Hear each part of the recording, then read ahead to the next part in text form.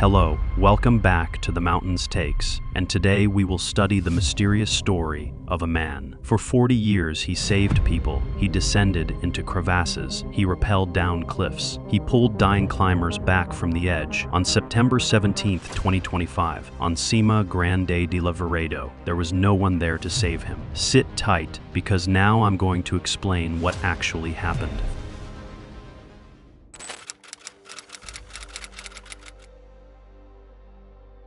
It was September 17, 2025, at approximately 2:30 p.m. on the summit ridge of Cima Grande di Lavaredo in the Dolomites of northern Italy. The mountain sits at 2,999 meters, just below 3,000 meters, technically not a major alpine peak by global standards, but one of the most technically demanding rock climbs in the Alps. Cima Grande is known for its steep walls, its exposed ridges, its unforgiving rock. Franco Gasperi was 64 years old, and he was descending from the summit when he fell. The fall was approximately 30 meters down exposed rock face. He struck the mountainside multiple times during the descent. By the time his body came to rest on a ledge below, he was already dead. His injuries were catastrophic: multiple fractures, internal bleeding, trauma incompatible with survival. Franco Gasperi was born in 1961 in northern Italy. His entire adult life had been dedicated to mountains. By the time he turned 30, he had already opened multiple climbing routes in the Dolomites, routes that other climbers had deemed impossible. He had established first ascents that required technical skill, vision, and an almost supernatural understanding of rock and ice. His routes became classics. Climbers from around the world traveled to the Dolomites, specifically to climb the routes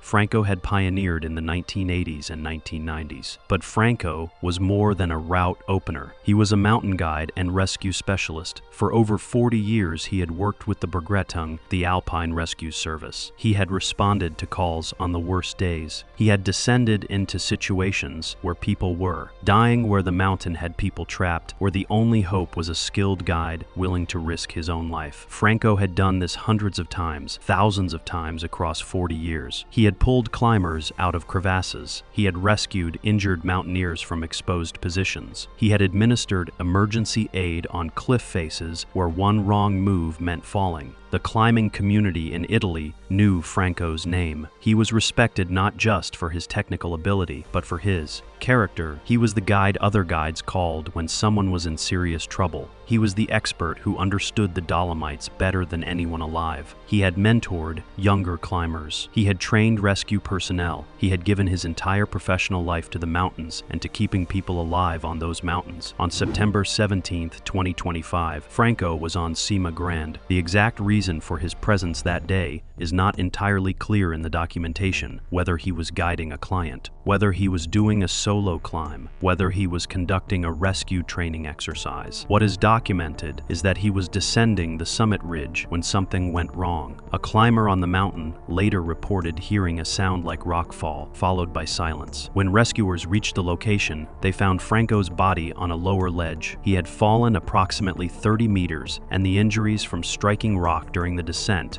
were severe enough that medical intervention would have been impossible even if he had been rescued immediately. The irony that defines Franco Gasperi's death is profound. A man who had spent 40 years descending into dangerous situations to save other people died in a fall on a mountain he knew intimately, on terrain he had climbed dozens of times. On a descent that should have been routine for someone of his skill level, he had survived thousands of potentially fatal situations. He had faced down the mountains repeatedly and walked away. And on September 17, 2025, in the middle of the afternoon, on a well-known route in the Dolomites, the mountains finally took him. The investigation that followed determined that Franco had fallen while descending exposed rock terrain. There was no evidence of equipment failure. There was no evidence of environmental hazard like rockfall from above or unstable rock. The assessment was simple. At 64 years old, after a lifetime of physical exertion at altitude and on technical terrain, Franco had lost his footing. One slip, one moment of lost balance, one foot catching on rock, and gravity had done the rest. What made Franco's death notable in the Italian climbing community was not just that an experienced guide had died, but that he had died in a way that seemed to violate the rules of mountaineering expertise. The assumption in the climbing world is that knowledge and experience experience protect you. That if you know a mountain, understand its hazards, have climbed it many times, you are safer. Franco's death challenged that assumption. It suggested that experience, while it dramatically reduces risk, does not eliminate it. That on mountains, there is no absolute safety, regardless of how much you know. The Alpine Rescue Service issued a statement honoring Franco's decades of service. They noted the hundreds of people he had saved, the countless rescues he had executed, the lives his expertise had preserved. They noted that he had died as he had lived on the mountains he loved, doing the work he believed in. A colleague was quoted saying, "Franco was the best of us. He taught us that rescue isn't about heroics, it's about skill, preparation, and respect for the mountain."